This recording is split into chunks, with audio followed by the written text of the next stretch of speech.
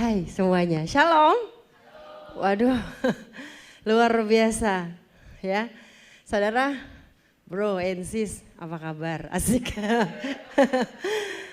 Saya tuh dari pagi puji Tuhan diizinkan melayani dari rumah tuh jam 8. Terhitung dengan melayani di rumah ya. Dalam artian pelayanan utama kita adalah di rumah ya. Keluarga, karena lembaga pertama yang Tuhan siapkan untuk kita mengharumkan surga itu keluarga. Ingat ya. Sebelum kita perkenalkan diri ya. Nama saya Lucy Deiva. Shalom semuanya, apa kabar yang belum kenal? Salam kenal. Aduh bener deh kalau hari ini saya free, bener-bener cuma di sini saya pakai baju Papua loh. Saya punya loh baju Papua. Waktu itu saya ikut Super Deal 2 miliar, disuruh pakai baju adat. Saya pakai baju dan itu jadi keluar jadi pemenang. Nah saya tidak mau bicara itu, tapi saya terima kasih Ibu Evangelis Siti, saya masih ngap-ngapan. Habis berenang di angin yang lebat ya, bersama Vario kesayangan saya. Ya, saya mau bersaksi apa, terlalu panjang kesaksian saya, tapi yang pasti ikut Tuhan itu luar biasa. Ya, lelah dan capek tidak terasa, amin. Enggak punya uang, enggak kerasa. Amin, kok bisa ya? Tepat banget. Ya, kembali lagi saya katakan tadi, jadi ini adalah pelayanan paling penuh buat saya. Karena jam 5 tadi selesai, ada 2 pelayanan. Pertama ibadah wanita, lalu ada ibadah penghiburan, dipotong jemput anak sekolah. Saya jadi tukang ojek saudaraku. Ojek. Lalu pulang jemput lagi yang gede. Sampai rumah udah 5:30, udah lelah, udah nggak bisa, udah nafasnya tuh hampir saya nggak kesini. Akhirnya tadi saya hampir nggak kesini. Sebelum saya istirahat, jadi istirahat dulu saudaraku ya, siapkan dia makan, saya tidur. Dalam artian pokoknya saya mau tidur biar setengah jam. Nah saya WA Bu Fadila juga, ayo yuk datang kan yuk. Ternyata dia udah pasti datang, tenang yuk datang. Oh kita udah 6:30 datang, hajar ke sini. Nah yang pasti saudaraku, saya luar biasa ikut Tuhan. Saya juga dari seberang seperti wanita-wanita hebat. Yang satu sebelah siapa ya sebelahnya? Oh halo, wah dari Sunda. Oh iya, berarti sekarang bicara tentang Palembang. Iya saya dari Palembang. saya lahir di Palembang, besar di Jakarta. Ya, kalau tadi kan ceritanya Natal ini kan udah banyak. Tadi persekutuan doa, lu sih jangan lupa tanggal 7, puji Tuhan saya ke Papua. Oh pulang kampung, masa tampang begini Papua. Saya bilang saya pulang kampungnya, kalau saya bilang ke Palembang baru bisa bilang pulang kampung. Itu pun gak diterima, udah murtad soalnya. Ya gak bisa pulang kampung. Nah orang Palembang katanya jarang bisa kenal Tuhan dengan baik. Iya kalau bukan Tuhan sendiri yang datang kepada orang tersebut. Percaya gak? Makanya saya bingung ada pendeta bilang gini, enggak mungkin manusia bisa ketemu sama Tuhan. Ih saya salah satunya loh. Bener gak? Ada gak pendeta sering ngomong gitu? Gue gregetan mau gue kelitikin gitu. Beneran, saya sering khotbah malah sampai bilang jangan pernah lihat YouTube katanya. Dia gak tahu YouTube itu banyak menuai jiwa, amin. Saya baru tahu, karena dulu saya gak mengerti. Jadi saya bersaksi di YouTube, mohon maaf YouTube kelasnya buat saya kecil. Karena saya udah main film, udah main sinetron, udah mainnya TV. Jadi YouTube itu nggak main, sorry ya, walaupun temen kayak Atta itu kan larinya dari YouTube. Kalau saya kan berkarir di dunia artis itu dari tahun 93, dari mulai figuran sampai akhirnya bisa punya peran. Sampai akhirnya nggak perlu lagi ngantri-ngantri untuk casting karena dia udah tahu karakter saya. Tapi itu semua sia-sia pada saat saya bersaksi dalam nama Yesus 21 April. Hilang semua. Emang bener. Pada saat kita bersaksi, jangan saya mungkin artis yang belum banyak orang kenal. Nafa Urbah aja bilang dia penerima Yesus, hilang semua kerjaan. Siapa lagi? Asmiranda. Ini saya belum pernah lagi ketemu sama dia. Dia pernah satu project sama saya produser untuk bikin video klipnya. Lagunya dia waktu itu lagu religi. Apa nggak kaget tiba-tiba kita ketemu di kepercayaan Tuhan yang sama. Padahal dulu kita di kepercayaan yang sama. Nah singkat cerita adalah dunia boleh hiruk pikuk dengan mengejar keduniaan saudara. Tapi bersama Tuhan yang kita kejar apa? Kemuliaan Tuhan. Amin. Haleluya. Oh betapa indahnya dan betapa nikmatnya hidup selalu bersama Tuhan. Tiada suka, tiada duka, tiada apa ya mas? Tiada duka, tiada gentar. Saya rubah tuh ya, karena hidup bersama Tuhan enggak ada duka. Ya, juga tidak ada rasa lelah. Lelah tuh dalam arti gini, lelah tuh ada dua ya, lelah fisik dan lelah dalamnya. Nah kalau fisik nggak mungkin nggak lelah, saya capek tadi saudaraku. Lalu iblis bilang, udah tidur aja. Lagi tidur, buka baju semua saya, jangan dibayangin ya maksudnya. Karena basah semua bajunya, jadi saya sampai lupa tadi pakai baju apa enggak. Yang penting tidur dulu setengah jam. Nah iblis tuh bagian ngipas-ngipas, nah saudaraku dia kipas-kipas. Tidur aja, nggak kenal ini sama Bu Siti. Puji Tuhan Bu Siti referensi dari Bu Fadila ya, nggak kenal ini sama Bu Siti. Terus saya bilang enggak, saya harus datang. Karena saya sudah janji buat Tuhan, bukan buat manusia. Amin. Saya bangun jam 6:30 kurang 10. Telat dah, beneran telat. Macet lagi, aduh. Tapi luar biasa saudaraku. Saya hidup dengan Tuhan 1,5 tahun ini terheran-heran loh sendiri. Dulu saya kayaknya kejar-kejaran dengan dunia. Saya tidak kesaksian bagaimana bertemu dengan Tuhan ya. Saya lebih suka saat ini kesaksian bagaimana sekarang berhidup bersama Tuhan. Ya. Hidup bersama Tuhan itu luar biasa. Menderita? Enggak. Sengsara? Enggak. Sederhana tapi tidak merana. Amin. Sederhana tapi enggak merana. Bener gak? Saya sampai bilang gini sama Tuhan, Tuhan jangan buat saya kaya raya. Karena kalau waktu saya kaya, saya takut lupa sama Engkau. Bisa iya? Bisa iya gak? Iya, banyakan gitu. Gak percaya, lu lihat aja tuh banyak tuh. Para pendeta-pendeta segede gaban yang namanya gede banget kan. Kalian pikir di depan hebat? Hebat. Ininya segede-gede, ininya 2 miliar, apa tuh jamnya 2 miliar, sepatunya wah luar biasa, ininya hermets. Apa tuh ikat pinggang pakai hermets gitu kan. Mau laki mau perempuan ya. Oh herpes, penyakit cing. Oke. Nah itu saudara saya tidak menghakimi. Tetapi banyak hamba Tuhan juga jatuh dalam dosa karena apa? Karena kaya. Ya. Saya juga bilang Tuhan jangan kasih saya miskin, ini paling penting. Jangan kasih saya miskin. Karena pada saat saya miskin saya menderita. Saya ingat waktu saya miskin saudara. Saya lahir dari keluarga yang gak punya. Bapak ibu orang Palembang hijrah ke Jakarta gak punya apa-apa. Dalam ketidakpunyaan orang-orang gak punya, banyak kejadian yang bisa terjadi.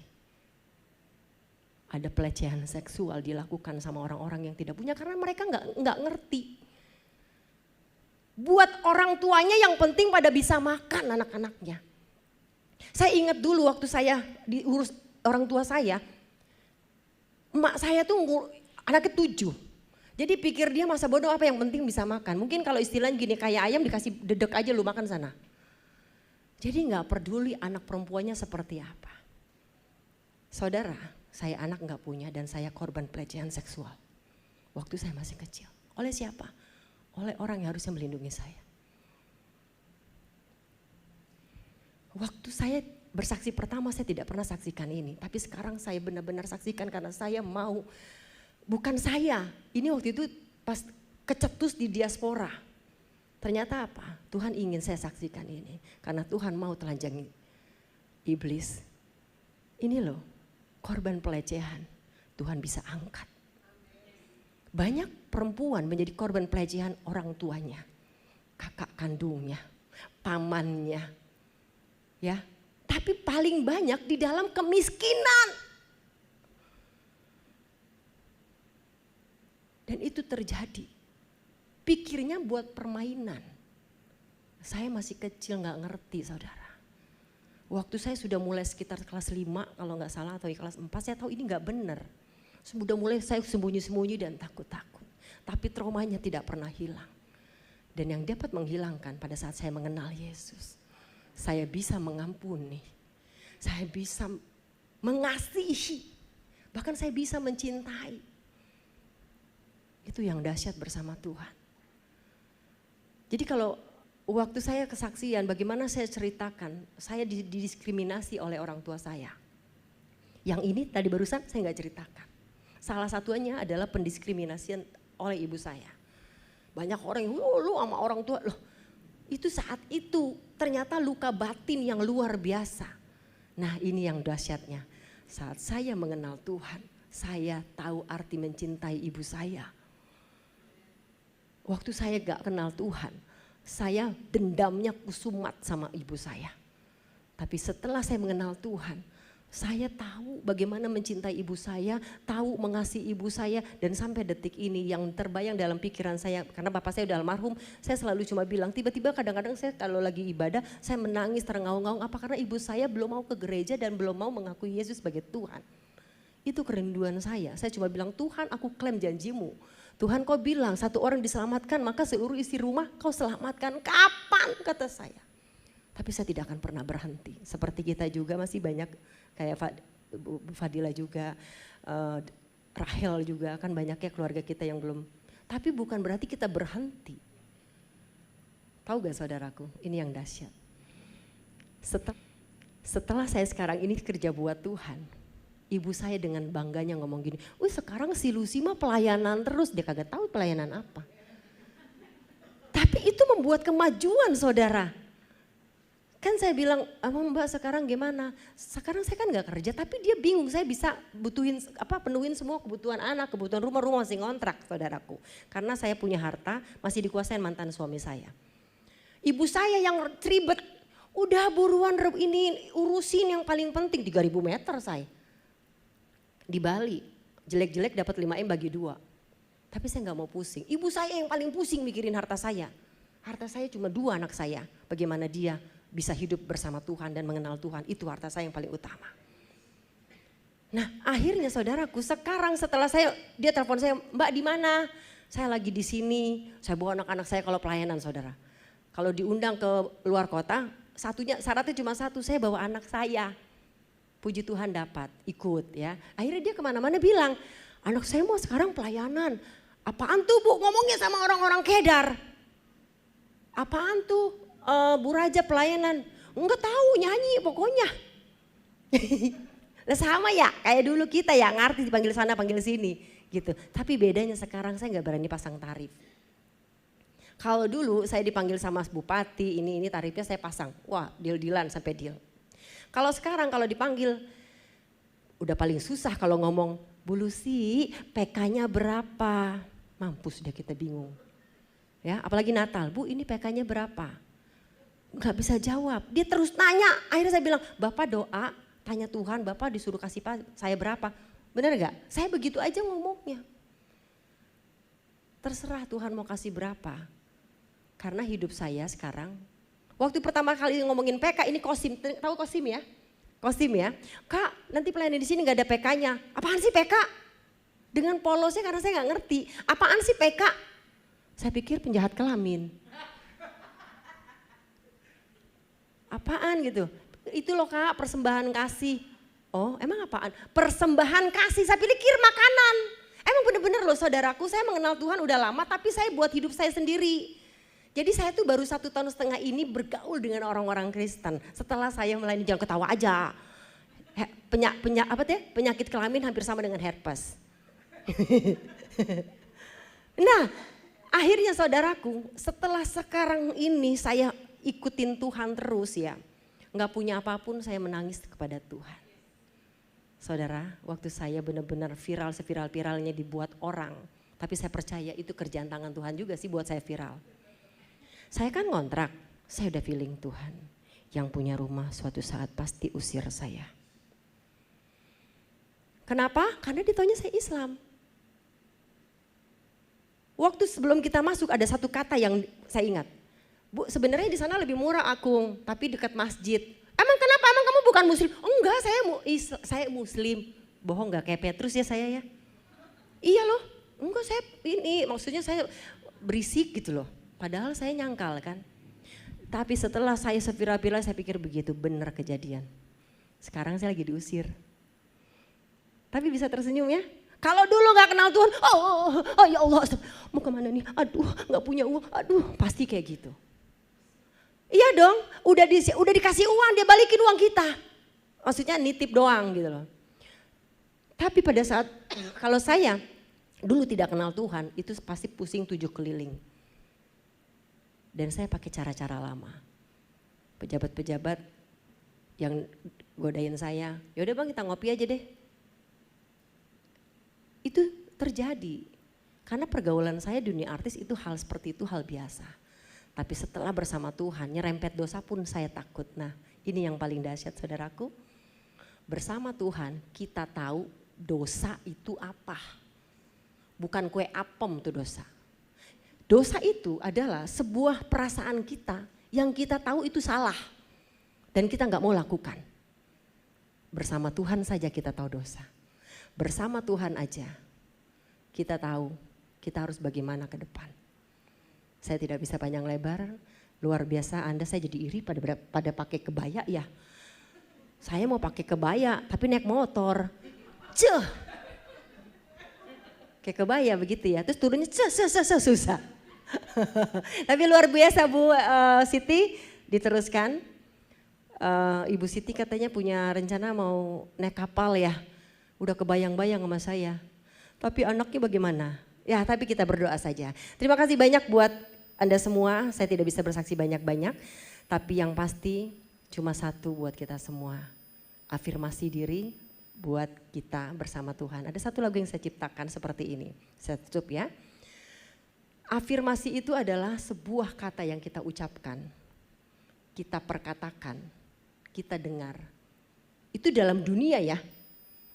Pada saat kita dengar dan kita perkatakan terus menjadi sebuah iman, terjadilah.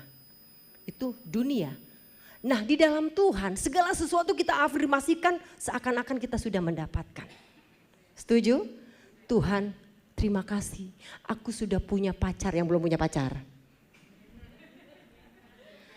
Tuhan terima kasih kau sudah berikan aku suami yang baik padahal belum ada. Bayangin aja seperti apa. Ya. Dan lain sebagainya.